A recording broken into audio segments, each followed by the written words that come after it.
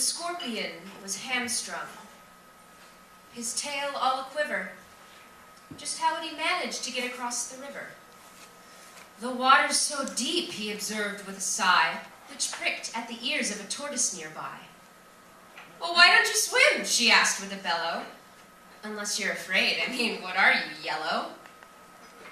"It isn't a matter of fear or of whim," said the scorpion, "but that I can't swim." "Oh, forgive me, I didn't mean to be glib when I said that. I figured you were an amphibian." "No offense taken," the scorpion replied. "But why don't you help me to reach the far side? You swim like a dream and you have what I lack. Why don't you take me across on your back?" "I'm not so sure that's the best thing to do," said the tortoise, "now that I see that it's you. You've less than ideal reputation proceeding. There's talk of your victims all poisoned and bleeding. You're the scorpion. And how can I say this? But, well, I just don't feel safe with you riding my shell."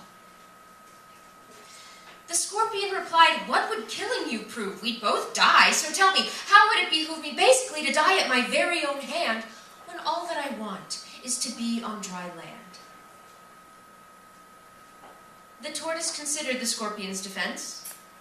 When she gave it some thought, it made perfect sense. The niggling voice in her mind she ignored, and she swam to the bank and called out, "Climb aboard."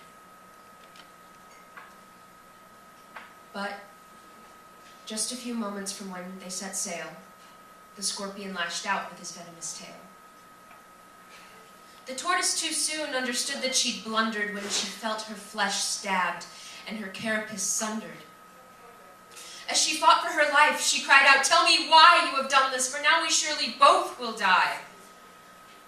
"I don't know," said the scorpion. "You never should trust a creature like me because poison I must. I'd show some remorse or at least some compunction, but I just can't help it. My form is my function.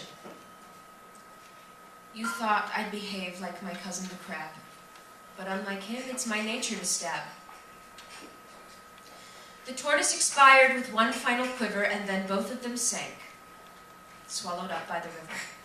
The tortoise was wrong to ignore all her doubts, for in the end, friends, our natures win out. So,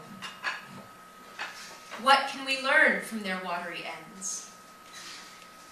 Is there some lesson on how to be friends? I think what it means is that central to living a life that is good is a life that's forgiving. We're creatures of contact, regardless of whether we kiss or we wound, still we must come together. Though it may spell destruction, we still ask for more because it beats being dry, but so lonely on shore. So we make ourselves open while knowing full well it's essentially saying, "Please come pierce my shell. Embrace me, my sweet embraceable you. Embrace me, you irreplaceable you. Just one look at you, my heart grew tipsy in me.